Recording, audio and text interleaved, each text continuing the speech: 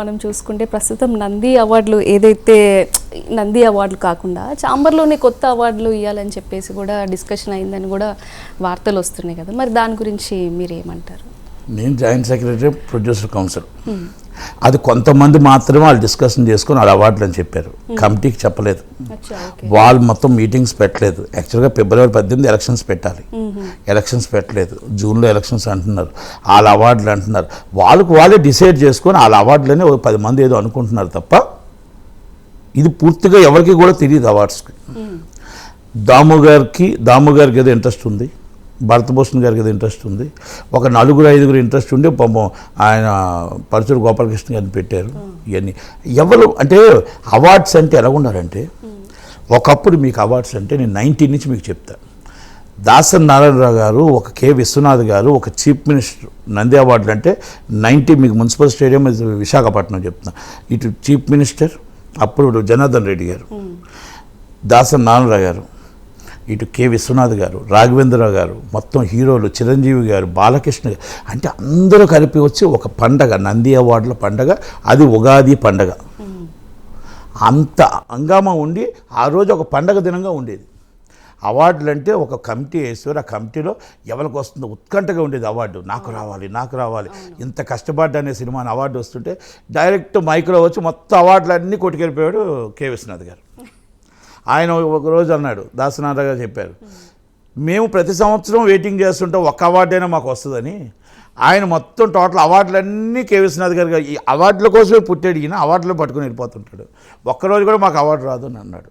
అంటే direct stage మీదే, అంటే నవ్వుతూనే. అంటే అంత స్పోర్టివ్గా ఉండేది, ఎందుకంటే అవార్డులు కూడా అంత నిక్కచ్చిగా ఉండేవి. ఇప్పుడు నిక్కచ్చిగా ఉన్న అవార్డులు ఉన్నాయా నాకు చెప్పండి. ఈ మధ్యకాలంలో నిక్కచ్చిగా ఉండి అంత సిన్సియర్గా నిజంగా మంచి సినిమాకి అవార్డు ఇచ్చే సినిమాలు ఏమైనా ఉన్నాయా? మంచి సినిమాకి అవార్డు ఇచ్చేది ఉంటే దేశం కోసం సినిమాకి ఇచ్చే అవార్డులు ఏమైనా ఉన్నాయా?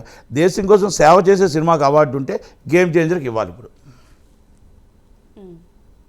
పుష్ప 2కి ఇచ్చారు కదా, పుష్పకి ఇచ్చారు కదా, మరి గేమ్ చేంజర్కి ఇవ్వరా? అంటే గేమ్ చేంజర్లో మా రాజకీయ నాయకుడు ఎలాగుండాలి, అలాగే ఒక ఐఏఎస్ ఆఫీసర్ ఎలా ఉండాలి, ఐఏఎస్ ఆఫీసర్కి రైట్స్ ఏంటి, ఆ రూల్స్ అండ్ రెగ్యులేషన్స్ ఏంటి, ఆ దేశం కోసం ఐఏఎస్ ఆఫీసర్ పొలిటికల్ కూడా ఖాతరు చేయకుండా ఆయన దేశం కోసం ఆయనకి ఏం పవర్ ఉంది, అలాగే ఐపీఎస్ ఆఫీసర్ పవర్ ఏంటి, ఐపీఎస్ ఆఫీసర్ ఎలా కాపాడాలి అన్నీ ఆ దేశం కోసమే ఆ సినిమా. టిఎన్ శేషన్ గారి లాగా ఎలక్షన్ కమిషనర్ ఎలా ఉండాలి, ఏ రాజకీయ నాయకుడికి ఏ తొత్తుగా కాకుండా ఎలా గవర్నమెంట్ ఫామ్ చేయాలి, అంత మంచి ఒక మెసేజ్ ఓరియంటెడ్ ఉన్న సినిమాకి కష్టపడి చేసిన రామ్ చరణ్ గారికి అవార్డు రావాలా వద్దా? పుష్పకి అవార్డు వచ్చినప్పుడు దీనికి అవార్డు రావాల్సిందే. పుష్ప అవార్డులో మనం గంధపు చెక్కల స్మగ్లర్ వీరప్పని అంటాం. ఆయన వాంటెడ్ 3 రాష్ట్రాలకి. అలాంటప్పుడు ఆయన గంధపు చెక్కల స్మగ్లరు, ఇది ఎర్రచందనం స్మగ్లర్. అంటే సబ్జెక్ట్ 2 ఇది డిఫరెంట్. నేను సినిమా ఆయన కష్టం కోసం, హీరో గారు కష్టం కోసం చెప్పట్లేదు, చాలా బాగా కష్టపడ్డారు. సూపర్ అల్లు అర్జున్ గారు చేశారు, దాంట్లో మనం ఏం వేరు పెట్టాల్సిన అవసరం ఉంటుంది. కానీ నేను సబ్జెక్ట్ కోసం చెప్తున్నా. అంటే ఆ సబ్జెక్ట్ 100% మన దేశానికి పనికిరాదు, మన రాష్ట్రానికి పనికిరాదు. ప్రజల్ని మనం ప్రేరేపించినట్టు ఉంటుంది. ప్రజల్ని ఇలా దొంగతనం చేయండి, ఈ విధంగా వెళ్ళొచ్చు అని ఒక సినిమాని ప్రేరేపించినట్టు ఉంటుంది. అందుకే మీకు ఫస్ట్ చెప్పాను, 3.5 గంటల సినిమాని మాత్రమే ఎంటర్టైన్మెంట్గానే చూడండి తప్ప ఈ సినిమాని మీరు డైరెక్ట్ దాంట్లో యాక్ట్ చేసిన వాళ్ళందరూ నిజ జీవితంలో చేయలేరు. నిజ జీవితంలో అల్లు అర్జున్ గారు కాదు, ఇంకొకరు కాదు, నటికుమార్ కాదు, ఎవరో చేయలేరు. కనుక 3.5 గంటల ఎంటర్టైన్మెంట్ మాత్రమే చూడండి అని చెప్పాను. అంటే మీకు ఇక్కడ ఎందుకు చెప్పుకొచ్చానంటే, అక్కడ మనం పుష్పాన్ని చూసినా, పుష్ప 2 చూసినా, మనం గేమ్ చేంజర్ చూసినా అవార్డు ఎందుకు రావాలంటే, నిజంగా నాకు గేమ్ చేంజర్కి అవార్డు రావాలనేది, ఆ సినిమా మంచి సినిమా అనేది అరవింద్ గారు ఫ్లాప్ అన్నా, దిల్ రాజు గారు ఫ్లాప్ అన్నా సూపర్ డూపర్ హిట్ సినిమా అని అంటాను నేను. ప్రజలకు పనికొచ్చే సినిమా హిట్ సినిమా. ఎందుకంటే కె విశ్వనాథ్ గారి సినిమాలు థియేటర్లో ఆడలే, మీకు తెలుసో లేదో, చాలా సినిమాలు థియేటర్లో ఆడలేదు. కానీ నంది అవార్డులు ఎన్నో వచ్చాయి, అంటే నేషనల్ అవార్డులు ఎన్నో వచ్చాయి. కానీ జనాల్లో ఒకప్పుడు ఎవిడెన్స్ వేరే ఉండే, ఇప్పుడు వేరే ఉండే. కానీ అవార్డు కాదండి, సినిమా మంచి ఓరియంటెడ్ మెసేజ్ మనం ఇచ్చామా. మరి రుద్రవేణ థియేటర్లో ఆడలేదు, అవార్డ్స్ వచ్చాయి. అంటే ఇవన్నీ నేను ఎందుకు పేర్లు చెప్తున్నానంటే ఎవరిని కించపరచడానికి కాదు, అంటే మనకు అవార్డ్స్ అనేది ఎంత వాల్యుబుల్ అని. నంది అవార్డు అనేది మీరు చెప్పారు కదా, అంటే అలాగ ఉండాలి తప్ప ఎవరో ముగ్గురు కలిసి మేము నంది అవార్డు ఇస్తాం. రామకృష్ణ గౌడ్ గారు కూడా నంది అవార్డు ఇస్తారని చెప్పాడు ఓ 2 సంవత్సరాలు బట్టి. అంటే నంది అవార్డు వాల్యూ లేదు, అంటే వాల్యూ పోయింది. ఇట్స్ గవర్నమెంట్ అవార్డు అది. నంది అవార్డు అంటే ఆంధ్రప్రదేశ్ నంది అవార్డు, గద్దరన్న అవార్డు తెలంగాణ, అంటే 2 రాష్ట్రాలు విడిపోతప్పుడు నంది అవార్డు, నంది అనేది ఆంధ్రాకి వెళ్ళిపోయింది.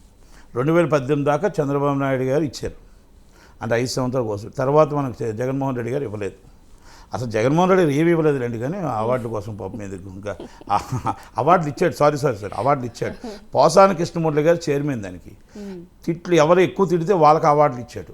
వాళ్ళ పార్టీలో ఇచ్చాడు అవార్డులు. రోజా గారిని మొత్తం టోటల్గా 1st, 2nd అవార్డులు వాళ్ళకి ఇచ్చాడు. ఎవరు పోసాని కృష్ణమూర్తి గారు చైర్మన్గా, మొత్తం కోఆర్డినేటర్గా ఆలీ గారు, మళ్ళీ శ్యామల గారు, వాళ్ళందరూ ఉండి మంచి అవార్డ్స్ ఇచ్చారు. అంటే అవార్డులు అడ్డు తిప్పారు. నంది అవార్డులు మాకు ఇవ్వలేదు, అవార్డులు సినిమా వాళ్ళకి ఇవ్వలే. అంటే సినిమాలు అంటే నచ్చలేదు ఆయనకి, ఇవ్వలేదు, పక్కన పెట్టేద్దామండి. ఎందుకు అంటే అలా నంది అవార్డులు అనేది ఈరోజు నవ్వుకునే పరిస్థితి వచ్చింది. నంది అవార్డు అంటే, అవార్డు అంటే ఎంత వాల్యూ, ఎంత విలువో, ఒక దాసనారాయణ గారి దగ్గర నుంచి, ఒక రాజశేఖర రెడ్డి గారి దగ్గర నుంచి, ఒక కిరణ్ కుమార్ రెడ్డి గారి దగ్గర నుంచి మన సినిమా ఇండస్ట్రీకి ఎంత విలువ. ఆ అవార్డు అంటే ఎన్నో ఆ హీరో కానీ హీరోయిన్ కానీ సైడ్ ఆర్టిస్ట్ కానీ అట్ ఈస్ లైఫ్ ఈజ్, అంటే మాకు నేను కష్టపడిన కష్టానికి ఒక అవార్డు వచ్చింది అని అంత ఆనందం ఉండే. ఈరోజు పరిస్థితి ఏమొచ్చిందండి, ముగ్గురు కలుస్తున్నారు ఛాంబర్లో కూర్చొని నేను అవార్డు ఇచ్చేస్తున్నాను అన్నాడు. అదే చెప్తున్నాను, ఉదాహరణకి వీళ్ళందరూ అవార్డులు, అంటే అవార్డు అంటే వెరీ వాల్యుబుల్, చాలా వాల్యుబుల్. అవును, అది గద్దర్ అవార్డు ఇస్తున్నారంటే స్వాగతించాలి. దానికి ఎవరు స్వాగతించలేదు. తర్వాత చిరంజీవి గారు పూనుకొని దానికి గట్టిగా అప్పుడు అందరూ చెప్తే ఛాంబర్ నుంచి వెళ్ళారు రేవంత్ రెడ్డి గారి దగ్గరికి. మామూలుగా సినిమాలు తక్కువేం కాదు, అందుకే రేవంత్ రెడ్డి గారు తక్కువేం కాదు. మా సినిమాలు ఏం చాలా జాగ్రత్తగా ఉండాలి, మా సినిమాలు ఏం తక్కువ కాదు. అది ఒక కొన్ని సందర్భాల్లో చిరంజీవి గారు మళ్ళీ అప్పుడు ఎంటర్ అవుతుంటే అందరూ జాగ్రత్త పడుతుంటారు. అంటే ఒకప్పుడు దాసనారాయణ గారు ఉండేవారు, తర్వాత ఇప్పుడు చిరంజీవి గారు ఎంటర్ అవుతున్నారు. ఓకే.